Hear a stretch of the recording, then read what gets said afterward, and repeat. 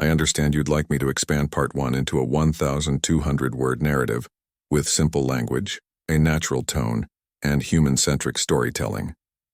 I'll create a new document with an engaging beginning to this story, using different character names and keeping it appropriate for YouTube policies.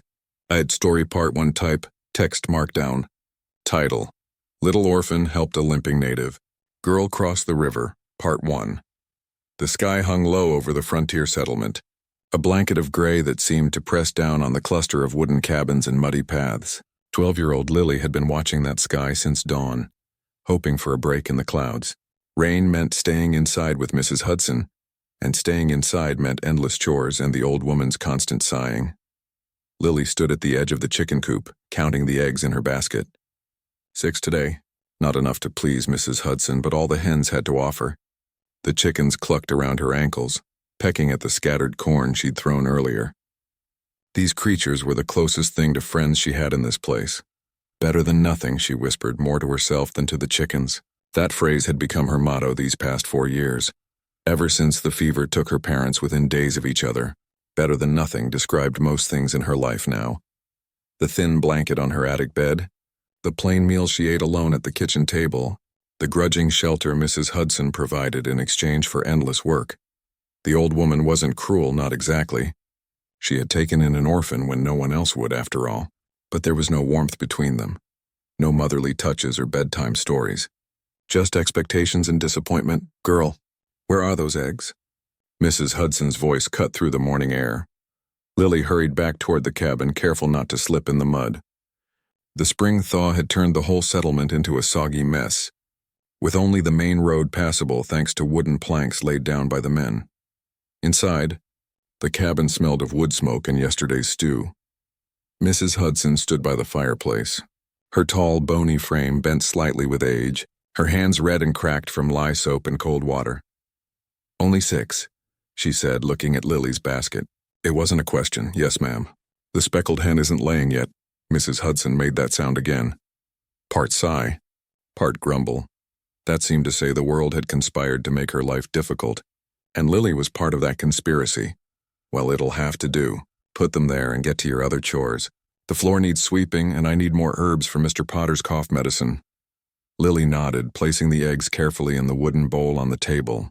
Gathering herbs meant going to the woods, and going to the woods meant freedom, at least for a little while. Maybe the day wouldn't be so bad after all. The settlement had grown since Lily first arrived, clutching her father's hand as they stepped down from the wagon 4 years ago. 20 cabins now instead of 12. A proper trading post instead of just Mr. Wilson's front room. Even a small schoolhouse where the minister's wife taught reading 3 days a week. Lily had gone at first, eager to learn, but Mrs. Hudson had put a stop to it. "Books won't put food on the table," she'd said. "And I'm not running a charity here." So Lily taught herself instead, borrowing books when she could, sounding out the difficult words by candlelight after Mrs. Hudson was asleep. She had her mother's Bible, one of the few things she'd managed to keep, and she read it over and over until some pages were soft as cloth from her fingers. As she walked through the settlement, basket in hand for gathering, people nodded to her but rarely spoke. She was the orphan girl, a reminder of how quickly fortune could turn. Parents pulled their children a little closer when she passed, as if bad luck might be catching. Only old Mr. Wilson at the trading post ever really talked to her, sometimes slipping her a piece of rock candy or a ribbon when Mrs. Hudson wasn't looking. "How's our wildflower today?" he asked as she passed his porch. He sat in his usual chair, whittling something from a chunk of pine. "I'm fine, thank you," she said, stopping. Mr. Wilson didn't rush her away like others did. "Going to gather herbs for Mrs. Hudson." "Ah," he nodded, his knife pausing. "Watch yourself near the river. Word is there's been movement on the other side. Natives getting restless with all our new buildings going up." Lily felt a flutter of both fear and curiosity. The river marked the boundary between the settlement lands and those belonging to the native people. She'd glimpsed them occasionally from a distance, tall figures with straight backs, moving like shadows between trees, but had never spoken to one. "I'll be careful," she promised. "You're a good girl," Mr. Wilson said, returning to his whittling. "Smart too. Don't let anyone tell you different." His words warmed her as she continued past the last cabin, and into the woods that surrounded the settlement. Here, among the trees, Lily felt the tightness in her chest loosen.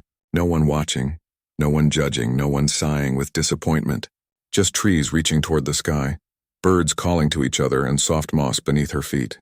She knew exactly where to find what Mrs. Hudson needed. Thyme grew in the sunny patch near the fallen oak, mint along the stream that fed into the river, and wild garlic in the damp soil near the big rocks. Lily moved from spot to spot, filling her basket while keeping track of the sun's position through the branches overhead. She couldn't be gone too long or there would be consequences. The herbs collected, she should have turned back toward the settlement. Instead, her feet carried her toward the sound of rushing water.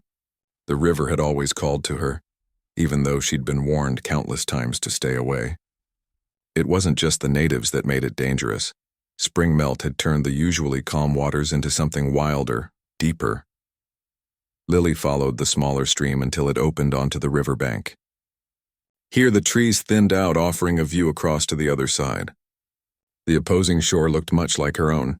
Trees, rocks, wild growth. But in her mind, it might as well have been another world. She found a dry spot on a large, flat rock and sat, letting the sound of the rushing water fill her ears. This was her secret place, where she came to remember her parents without Mrs. Hudson's impatient presence. Here, she could close her eyes and almost feel her mother's hand smoothing her hair, hear her father's deep laugh. They had been heading west for a better life, her father said. The fever hadn't been part of the plan. Neither had leaving Lily behind in this place that never quite felt like home. A splash in the water caught her attention, probably a fish jumping or a branch falling in. But when she opened her eyes and looked toward the sound, what she saw made her freeze. On the opposite bank, partially hidden by a stand of young birch trees, was a girl. Not much older than Lily herself, with long dark hair and clothes made of leather instead of cloth. She was crouched by the water's edge, one hand pressed against a tree for support, the other reaching toward the river. The native girl hadn't seen Lily yet, too focused on whatever she was doing. Lily knew she should leave, run back to the safety of the settlement. That's what everyone would tell her to do. That's what made sense. Instead, she found herself watching with growing curiosity. The girl across the river seemed to be struggling with something. She shifted position and a flash of pain crossed her face. That's when Lily noticed the awkward angle of the girl's foot, the way she couldn't put weight on it. The native girl was hurt. As if sensing Lily's gaze, the girl suddenly looked up. Their eyes met across the rushing water, across the boundary between their worlds. For a long moment, neither moved. Then the native girl straightened as best she could, her chin lifting slightly, pride overcoming pain. Lily didn't know what to do. Every story she'd ever heard about the natives painted them as dangerous, unpredictable. But the girl across the river just looked like a girl, a hurt one. The sound of distant voices from the settlement direction broke the spell. Someone calling for her, probably. Lily stood gathering her basket, but she couldn't take her eyes off the other girl. Something told her this moment mattered, though she didn't understand why. Something told her she would be back tomorrow, even though every warning she'd ever received said she shouldn't. As Lily turned to hurry back through the woods, the strange feeling followed her, that her life, which had seemed so small and fixed, was about to change in ways she couldn't possibly imagine. I've written an expanded version of Part 1 in a new document. The story follows Lily, a young orphan living with Mrs. Hudson in a frontier settlement. I've used simple, natural language throughout, created an engaging narrative that gradually builds toward the first encounter with the native girl, used a different character name, Lily instead of Sarah, developed the setting and Lily's daily life to establish context, added realistic details about frontier life to make it feel authentic, incorporated the emotional experience of being an orphan without making it overly dramatic, ended with a hint of the upcoming encounter that will drive the story forward. The narrative runs approximately 1-200 words and maintains a human-centric approach with natural dialogue and descriptions. Would you like me to adjust anything about this first part before you continue with the story? I'll write Part 2 of the story in 1-200 words, continuing from where Part 1 left off. I'll maintain simple language, a natural tone, and ensure it's engaging and human-centric while adhering to YouTube's content policies. The herbs in Lily's basket had begun to wilt by the time she returned to Mrs. Hudson's cabin. Her mind was elsewhere, still across the river with the mysterious girl she'd spotted. "Took you long enough," Mrs. Hudson muttered, taking the basket without looking at Lily's face. "What were you doing out there? Daydreaming again?" "No, ma'am," Lily said, though it wasn't entirely true. The mint was harder to find this time. Mrs. Hudson made that familiar huffing sound. "Well, don't just stand there. The beans need snapping and the water bucket's nearly empty." The rest of the day passed in a blur of chores. Lily moved through them mechanically, hauling water from the well, snapping beans until her fingers were stained green, scrubbing the wooden floor until her knees ached. All the while, her thoughts kept returning to the river and the girl with the injured foot. That night, as moonlight filtered through the small window of her attic room, Lily made a decision. She would go back to the river tomorrow. She wasn't sure what she would do when she got there, but something pulled her toward that boundary water, toward that stranger who didn't seem so strange. Morning brought a break in the clouds. Sunshine streamed through the trees as Lily hurried through her morning chores. She fed the chickens, collected the eggs, 7 today, better, and helped Mrs. Hudson hang the washing. "I need more of that wild garlic," Mrs. Hudson said, her thin lips pressed together as she pinned a sheet to the line. "Mr. Potter's chest isn't improving." Lily tried not to look too eager. "I can go get some right after the washing is done." Mrs. Hudson gave her a suspicious look.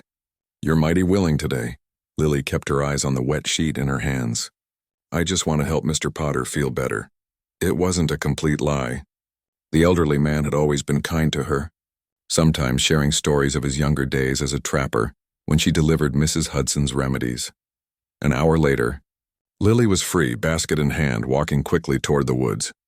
She took a different path this time, one that would lead her directly to the river without passing through the herb-gathering spots. Her heart beat faster with each step. What if the girl wasn't there today? What if she was, but others were with her? What if it had all been a dream? The sound of rushing water grew louder as Lily neared the river. She slowed her pace, suddenly uncertain. What was she doing? The people in the settlement told stories about natives stealing children, about raids and scalping and worse. But the girl she'd seen hadn't looked dangerous. She'd looked hurt, alone, maybe a little scared, though trying not to show it. Not so different from how Lily felt most days. Pushing aside a low-hanging branch, Lily stepped onto the riverbank. The rushing water glinted in the morning sunlight, spraying mist into the air where it churned around large rocks. She scanned the opposite shore, holding her breath. At first, she saw nothing but trees and brush. Disappointment tugged at her chest. But then, movement. There, in nearly the same spot as yesterday, half hidden by birch trees, was the native girl. She was sitting this time, her injured legs stretched out in front of her. Her long dark hair hung loose around her shoulders, and she was doing something with what looked like strips of bark. So focused was she on her task that she didn't notice Lily right away. Lily stood very still, not wanting to startle her. After a moment, she cleared her throat softly. The native girl's head snapped up, her dark eyes instantly finding Lily across the water. Recognition flickered across her face, followed by wariness. She didn't run, though. Instead, she raised one hand in what might have been a hesitant greeting. Lily raised her own hand in return, a small smile forming on her lips. For several moments, they simply looked at each other across the divide of rushing water. Now what? Lily hadn't thought this far ahead. She couldn't cross the river, it was too deep, too fast. She couldn't call out. The girl probably wouldn't understand English anyway. She was about to try some kind of gesture, when the native girl made a decision of her own. Using a sturdy stick as support, the girl pushed herself to her feet. Pain flashed across her face as she put weight on her injured foot, but she didn't make a sound. Instead, she pointed downstream, then made a walking motion with her fingers. Lily frowned, confused. The girl repeated the gesture, more urgently this time, then began to hobble along the riverbank, heading downstream. She looked back once as if to check that Lily was following. Understanding dawned. The girl wanted Lily to follow the river to somewhere, a place where they could meet, a place to cross. Hesitating only briefly, Lily began walking along her side of the bank, keeping pace with the limping girl opposite her. They continued like this for several minutes, the trees growing thicker around them, the settlement falling farther behind. A voice in Lily's head that sounded suspiciously like Mrs. Hudson kept saying this was foolish, dangerous. But another voice, one that sounded like her father's, whispered that sometimes you had to trust your instincts even when they led you into the unknown. Finally, the native girl stopped and pointed. Ahead, the river narrowed considerably, and a fallen tree stretched nearly all the way across the water, forming a rough bridge. It was old and weathered, covered in moss in spots, but it looked solid enough. On the far side, flat stones created a path across the remaining gap of water. The native girl gestured for Lily to cross. Lily hesitated, fear and curiosity battling within her. This was her last chance to turn back, to return to the safety of the settlement and forget about this strange encounter. But the safety of the settlement had never felt particularly safe to her, had it? Just lonely, confining. Taking a deep breath, she stepped onto the fallen tree. Its surface was rougher than it looked, providing good footing as she carefully made her way across. The water rushed beneath her, but the tree didn't wobble. Someone had clearly used this crossing before, perhaps many someones. When she reached the far end, there was a gap of about 3 feet between the tree and the shore. Flat stones poked above the water's surface, creating stepping stones. Gathering her courage, Lily hopped from one to the next until she stood on the same bank as the native girl. They were less than 10 feet apart now. Up close, Lily could see that the girl was perhaps a year or two older than herself. Her skin was a warm copper color, her eyes so dark brown they were nearly black. She wore a simple dress of soft leather, decorated with tiny colored beads around the neckline. A red cord was braided into one section of her hair. Most noticeable, though, was the ugly swelling around her right ankle. The skin there was discolored and puffy. No wonder she was having trouble walking.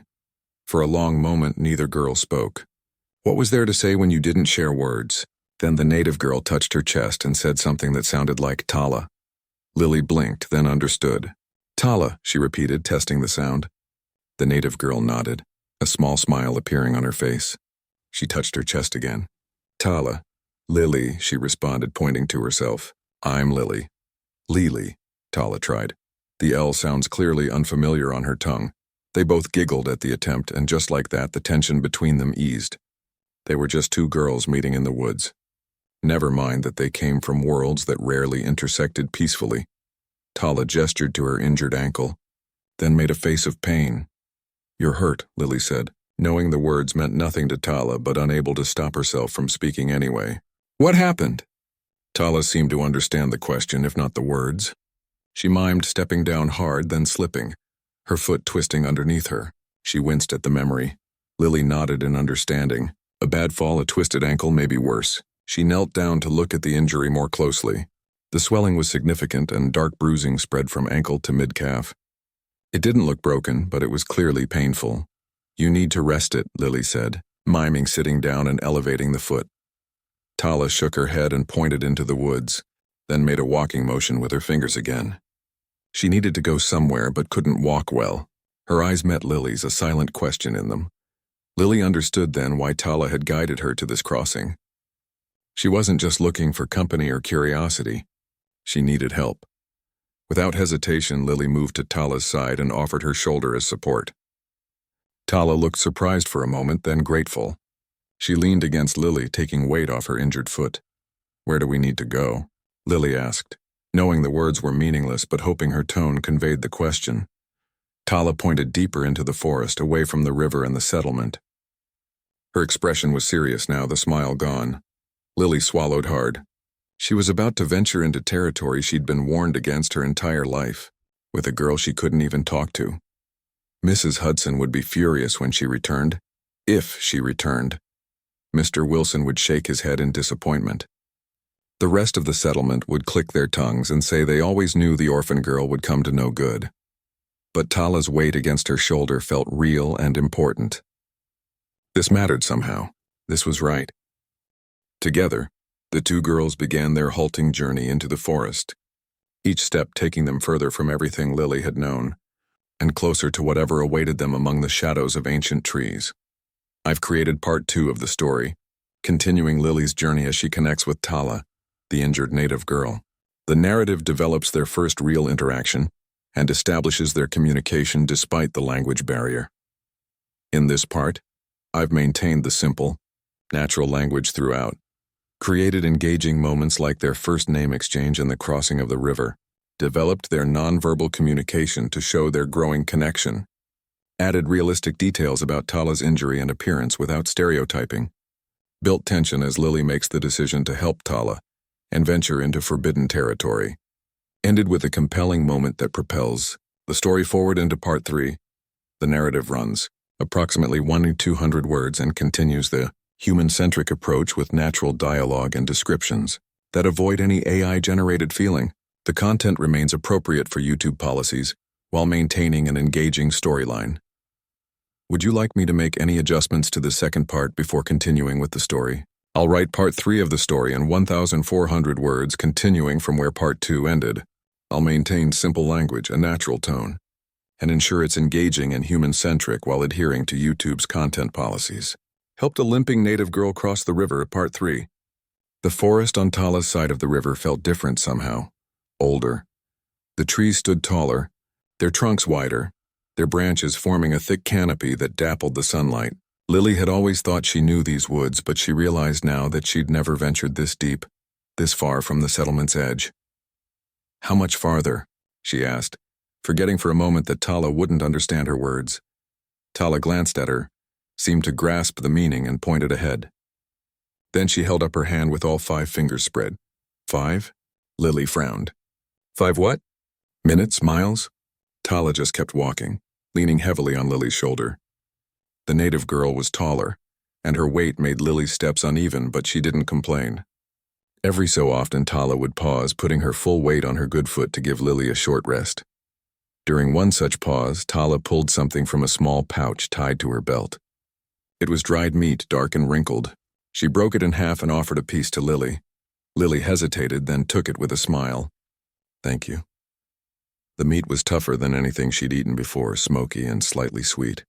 She chewed it slowly as they continued their halting journey. The sun had moved past its highest point when Tala suddenly stiffened. She gripped Lily's arm, her fingers digging in. For a moment, Lily thought the pain in Tala's ankle had worsened, but then she heard what had alarmed her companion. Voices, deep and male, speaking in words Lily didn't recognize. Tala's eyes were wide with something like fear.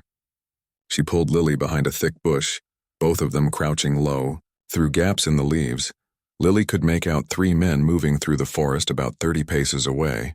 They were tall and powerfully built, dressed in buckskins like Tala but with paint on their faces and chests. Each carried a bow and knives hung from their belts. Lily's heart hammered so loudly she was certain they would hear it. These were the people she'd been warned about her entire life. Warriors from across the river who the settlement viewed as a constant threat. Tala put a finger to her lips, though Lily needed no warning to stay silent. They watched as the men passed by, talking among themselves. Once or twice one of them looked in their direction, and Lily held her breath until they looked away again. When the men had disappeared from view, Tala released a long, slow breath. She looked at Lily, her expression troubled. She made a gesture like a bird flapping its wings, then pointed back toward the river crossing. "You want me to go back?" Lily whispered. Tala nodded, her dark eyes serious. Lily considered it.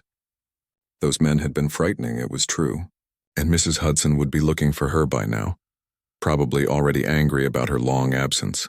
Going back was the sensible thing to do, but Tala still couldn't walk properly, and something in Lily rebelled at the idea of abandoning her here, injured and alone, even if this was Tala's home territory. She shook her head firmly. "I'm staying with you." Though Tala couldn't understand the words, she seemed to grasp Lily's meaning. A small smile tugged at her lips and she squeezed Lily's hand in silent thanks. They resumed their journey, moving more cautiously now. Tala led them on a different path, away from the direction the warriors had gone. Twice more they had to hide as other groups passed nearby, but no one spotted them. The forest grew denser and Lily began to worry that they were lost. Just as she was about to suggest they rest again, the trees thinned suddenly, revealing a sight that made her gasp. Below them, in a wide valley nestled between gentle slopes, was a village. Not at all like the settlement with its square cabins and straight rows. This was a circle of rounded dwellings, some made of animal hides stretched over wooden frames, others more permanent structures built partially into the earth. Smoke rose from holes in the tops of several dwellings. In the center of the circle was a larger fire pit, currently unlit. People moved about the village, women carrying baskets or tending to smaller fires, children playing games with sticks and stones, older men sitting together in the shade talking. Dogs roamed freely, sniffing at the ground or sleeping in patches of sunlight. It looked peaceful, ordinary in its own way. Nothing like the savage camp Lily had imagined based on settlement stories. Tala tugged at her sleeve, pulling her back into the coverage of the trees. "That's your home?" Lily asked. Tala nodded, but her expression remained worried. She made a series of gestures that Lily struggled to interpret, pointing to herself, then to Lily, then making a slashing motion across her throat. A cold feeling settled in Lily's stomach as understanding dawned. "They won't welcome me there, will they?" Tala's eyes confirmed what Lily had already guessed. A white girl in the native village would not be greeted with open arms, any more than a native person would be welcomed in the settlement. The divide between their peoples was too deep, the mistrust too strong. Yet they were here and Tala needed to get home. Her ankle was swelling worse by the hour and she needed proper care. Lily bit her lip, thinking hard. Then an idea came to her. "Wait here," she told Tala, mimicking sitting down and then walking away, pointing to herself. Tala frowned but settled herself against a tree trunk, lifting her injured foot slightly to ease the pressure. Lily crept forward to the edge of the trees again, studying the village layout. On the far side she spotted what she was looking for, a small stream running past the village where several women were gathering water in clay pots. If she could circle around through the woods, she might be able to approach from that direction. Moving as quietly as she could, Lily worked her way through the forest, keeping the village just within sight. It took nearly half an hour to reach the stream, and by then her plan had fully formed. It wasn't much of a plan, but it was all she had. She gathered her courage and walked out of the trees, right into plain view of the women at the stream. The effect was immediate. One woman spotted her, gasped, and said something sharp to the others. In seconds, all 5 women were staring at her, their water gathering forgotten. One of the younger women reached for a knife at her belt. Lily raised her empty hands, trying to look as non-threatening as a small, dirty girl could look. "Please," she said, knowing they wouldn't understand the word but hoping her tone would convey her meaning. "I need help." For Tala, the name caught their attention. The oldest woman, her long hair streaked with gray, stepped forward cautiously. "Tala," Lily said again, pointing back toward the forest. She mimed limping, clutching at her ankle in pain. The women exchanged glances. The one with the knife said something that sounded like a question. The older woman responded, her tone sharp. Then, to Lily's relief, the older woman gestured for her to lead the way. Lily turned and hurried back into the forest, constantly looking over her shoulder to make sure the women were following. Only the older woman and one other came with her. The rest had hurried back to the village, presumably to spread word of the strange pale girl who had appeared at their stream. When they reached Tala, the reunion was swift and emotional.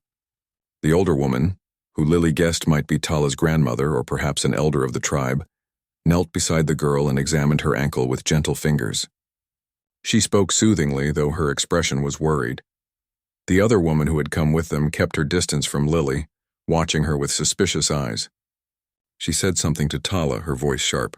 Tala responded just as sharply, gesturing toward Lily with obvious protectiveness. The older woman ended the argument with a few quiet words. Then, with surprising strength, she helped Tala to her feet. The other woman moved to Tala's other side, and together they began to walk toward the village, supporting Tala between them. Lily stood alone in the forest, unsure what to do now. She had accomplished what she set out to do, gotten Tala home safely. Now she should return to the settlement before her absence caused an uproar. But as she turned to go, Tala called out to her. When Lily looked back, Tala was reaching out one hand, her expression pleading.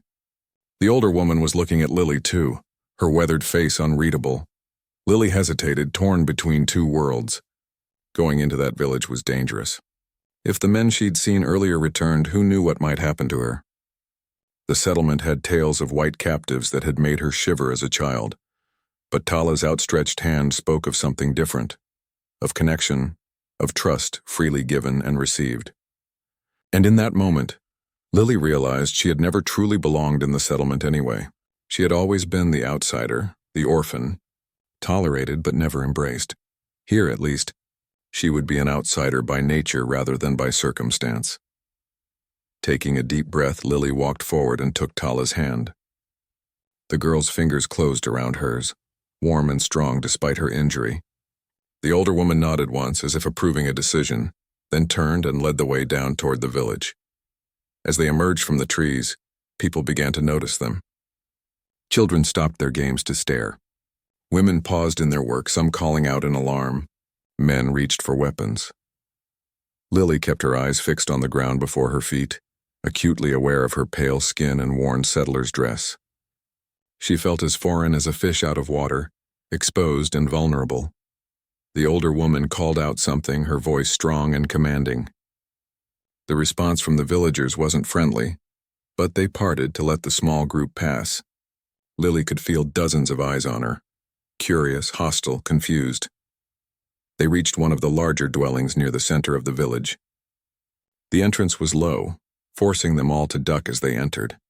Inside it was dim and smoky but surprisingly spacious. Furs and woven mats covered the packed earth floor. Belongings hung from the wooden framework that supported the dwelling. Bundles of herbs, strings of beads, tools, and weapons. Tala was helped to a pallet of soft furs, where she lay back with a sigh of relief. The older woman immediately began examining her ankle more thoroughly, speaking in low tones. The other woman who had helped bring Tala home stood by the entrance, clearly reluctant to leave Lily unattended in the dwelling. Her hand remained near her knife, her eyes never leaving the pale girl who had wandered into their world. Lily stood awkwardly to one side, unsure what to do with herself now. She had never felt more out of place, yet there was a strange sense of rightness about being here with Tala, as if some plan larger than herself was unfolding, and she was merely following a path already laid out. Outside, raised voices suggested an argument was brewing, male voices angry and insistent. The woman at the entrance turned her head to listen, her expression growing more troubled by the moment. Tala reached out and caught Lily's hand again, squeezing it tight. In her eyes was a mix of gratitude and worry.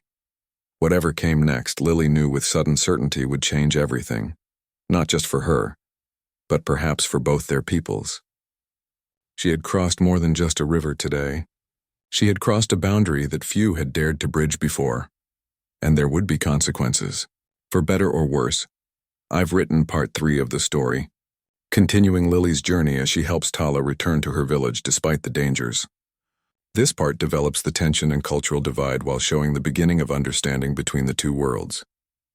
In this part, I've maintained simple, natural language throughout, created engaging scenes including the encounter with the warriors and the discovery of Tala's village, developed realistic complications as Lily faces the challenge of helping Tala get home, built tension through the dangerous situation and Lily's brave decision, included authentic emotional moments as Lily weighs her options and ultimately chooses to accompany Tala, ended with a compelling moment of uncertainty that propels the story forward into party. The narrative runs approximately 1,400 words as requested and maintains the human-centric approach with natural dialogue and descriptions. I've avoided any AI-generated feeling in the writing by using varied sentence structures, natural transitions, and authentic emotional development. The content remains appropriate for YouTube policies while maintaining an engaging storyline that leaves readers wanting to know what happens next. Would you like me to make any adjustments to this third part before continuing with the story? I'll write part 4 of the story in 1,400 words, continuing from where part 3 ended. I'll maintain simple language, a natural tone, and ensure it's engaging and human-centric, while adhering to YouTube's content policies. Type text markdown. Title, Little Orphan Helped a Limping Native Girl Cross the River, Part 4. The angry voices outside grew louder. Lily could make out one voice in particular, deep and commanding, rising above the others. The woman at the entrance of the dwelling spoke rapidly to the older woman, who was now binding Tala's ankle with strips of soft leather and what looked like crushed herbs. The elder responded calmly, never pausing in her work. Whatever she said made the younger woman's shoulders stiffen, but she nodded and ducked outside. Tala squeezed Lily's hand again, her eyes filled with worry. She said something in her language, the words flowing like water over stones. "I don't understand," Lily whispered, feeling more helpless than ever. The older woman finished with Tala's ankle and sat back on her heels. She studied Lily for a long moment, her dark eyes seeming to look straight through to Lily's soul. Then she pointed to herself and said clearly, "Niabi." "Niabi," Lily repeated carefully. The older woman nodded. She pointed to Tala, then drew a line from Tala to herself and made a rocking motion with her arms. "You're Tala's grandmother?" Lily guessed. Niabi seemed to understand the question, if not the word. She nodded, a small smile softening her weathered face. Then she pointed to Lily, raised her eyebrows, and made a sweeping gesture toward the settlement. "I'm from across the river," Lily said. "I live with Mrs. Hudson, but she's not my mother. My parents died from the fever 4 years ago." Niabi watched her speak, clearly following the emotions, if not the words. She placed a wrinkled hand over her heart and bowed her head slightly, a universal gesture of sympathy. Before Lily could respond, the entrance flap was thrust aside. A tall man ducked into the dwelling, his face stern beneath streaks of red paint. Behind him came the woman who had been standing guard, along with 2 other men. The newcomer took one look at Lily and began speaking rapidly to Niabi, his tone hard and questioning. He gestured repeatedly toward Lily and then in the direction of the river. Niabi listened patiently, her face impassive. When the man finished, she spoke briefly, her voice calm but firm. She pointed to Tala's bandaged ankle, then to Lily, and made a motion like someone helping another walk. The man frowned deeply. He said something else, his voice lowering to a growl. One of the men behind him nodded in agreement, his hand moving to the knife at his belt. Tala suddenly spoke up, her young voice clear and insistent. She struggled to sit upright, wincing as she moved her injured leg. She spoke for several minutes, sometimes pointing to Lily, sometimes making gestures that seemed to indicate the river crossing. Lily stood very still, aware that her fate was being decided in a conversation she couldn't understand. She thought of Mrs. Hudson, who would be furious by now, of Mr. Wilson, who might be worried, of the settlement where no one had really wanted her but where at least she understood the rules. The tall man listened to Tala, his expression unchanging. When she finished, he turned his gaze to Lily. His dark eyes were hard to read, not hateful exactly, but deeply suspicious. He said something that sounded like a question. Lily swallowed hard. "I don't understand your words," she said, her voice barely above a whisper. "I just wanted to help Tala get home." The man looked to Niabi, who made a small gesture as if to say, "What did you expect?" After a moment of heavy silence, he spoke again, this time directly to Lily, though she couldn't understand him. He pointed to her, then to the ground, and made a slashing motion with his hand. "He wants you to stay here tonight," Tala said in halting, heavily accented English. Lily's eyes widened in shock. "You speak English?" Tala nodded, a small secret smile on her face. "Little. Learn from old trader before he die." "Not tell many people." The tall man, who Lily now guessed must be someone important in the tribe, perhaps Tala's father or the chief, looked between them with narrowed eyes. He said something sharp to Tala. "Father want know why you help me," Tala translated, confirming Lily's guess about his identity. Lily considered the question. Why had she helped Tala? It hadn't been a calculated decision. It had just felt right, because she was hurt. Lily said simply, "And alone. I would want someone to help me if I was hurt and alone." Tala translated, stumbling over some of the words. Her father listened, his expression thoughtful now rather than angry. He asked another question.